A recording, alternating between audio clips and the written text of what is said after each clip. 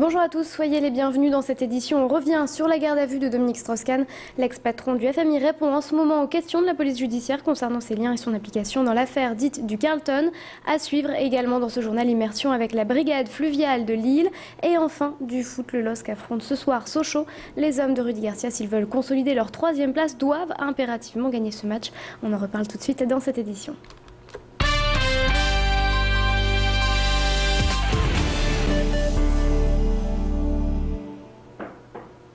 Et pour commencer, Christian Vanneste sera-t-il encore membre de l'UMP? Ses propos sur la déportation homosexuelle pendant la Seconde Guerre mondiale ont placé le député du Nord sur un siège éjectable. Critiqué par de nombreux membres de son parti, il pourrait annoncer sa démission. Christian Vanneste se montre virulent à l'encontre de Marc-Philippe Daubresse et Jean-François Copé et annonce ne pas avoir été exclu. Il critique également les propos de son parti. Écoutez. Je ne suis pas exclu. Il n'y a aucune raison d'exclure un parlementaire, un militant, parce qu'il a simplement relaté la vérité. Le bureau politique s'est réuni, j'avais demandé à être entendu, je n'ai pas été entendu, je n'ai même pas reçu de réponse de M. Copé, qui a fait des annonces sans même que nous ayons eu la moindre conversation. Il paraît que M. Daubresse s'est également exprimé. Je n'ai eu aucun contact avec M. Daubresse non plus. C'est vrai, s'il y a une seule vérité dans tout ça, que je trouve l'air de l'UMP parfaitement irrespirable et que j'ai franchement envie de partir en courant. On en parlait donc dans les titres. Deuxième journée de garde à vue pour Dominique Strauss-Kahn.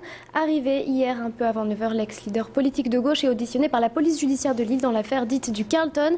Mis en examen pour proxénétisme en bande organisée et abus de biens sociaux, l'IGP, la police des polices, chercherait ce matin à déterminer les liens entre l'ancien patron du FMI et le commissaire Lagarde, également mis en examen puis relâché.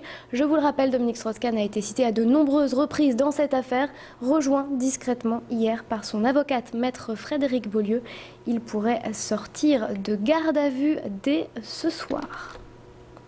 L'apparence physique est-elle un motif de discrimination? Cette question était au cœur de la conférence de presse organisée ce matin par FACE, la fondation Agir contre l'exclusion de Lille. L'organisation sort un livre sur l'esthétisation et le rejet de la différence.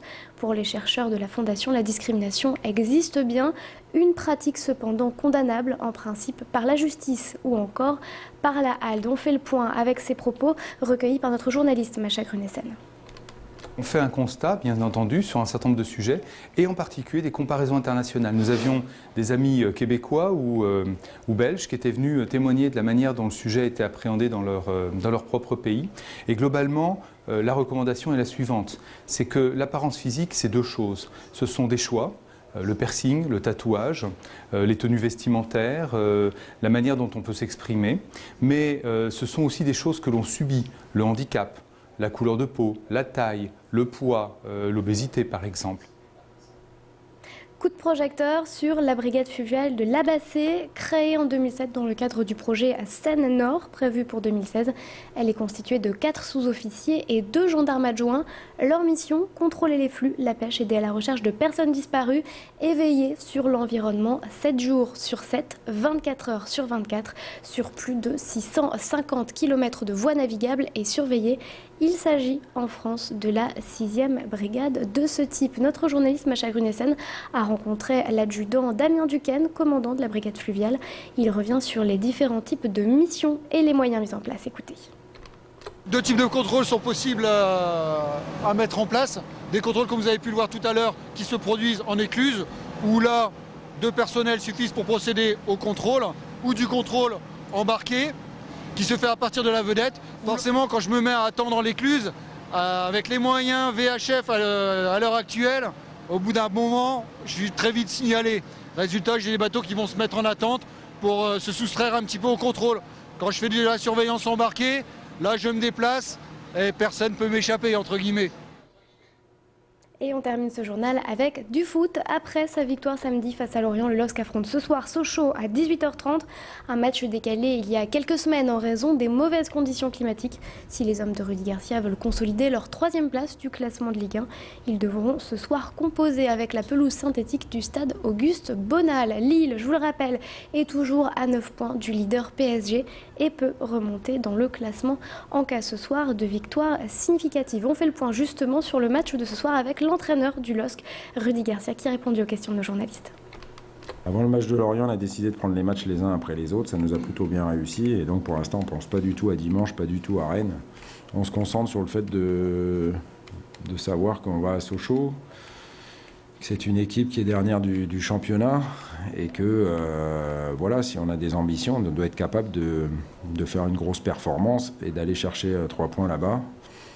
Et on sait que les points valent cher pour toutes les équipes, pour nous, mais pour Sochaux aussi. Donc voilà, c'est un match qui va être très disputé.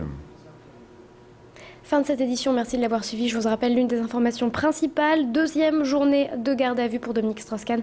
Il est arrivé un peu avant 9h hier. L'ex-leader politique de gauche répond actuellement aux questions de la police judiciaire dans l'affaire dite du Carlton. Il a été mis en examen pour proxénétisme en bande organisée et abus de biens sociaux. Il pourrait sortir de garde à vue dès ce soir. On en reparlera bien sûr dans nos prochaines éditions. Tout de suite, on fait un point sur votre météo et vous allez le voir, le temps se dégrade. Fin de semaine, par contre, les températures restent encore très douces. Restez avec nous.